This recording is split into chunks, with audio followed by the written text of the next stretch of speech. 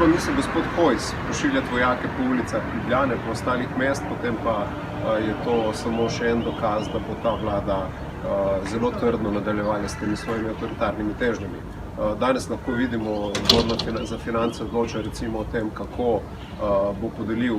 državni zbor polna pooblastila vladi za razpolaganje z državnim proračunom in za tudi njegovo prerazporejanje, in to je samo še dokaz, da se skuša v tej državi čim prej, bom rekel, odpraviti osnovne mehanizme demokracije. Tako da mi bomo seveda nasprotovali tej aktivaciji, ker ne vidimo v tem trenutku nobene potrebe po tem. Tudi zakonsko je predvidena za popolnoma druge ukrepe in menimo, da v tem trenutku so meje že itak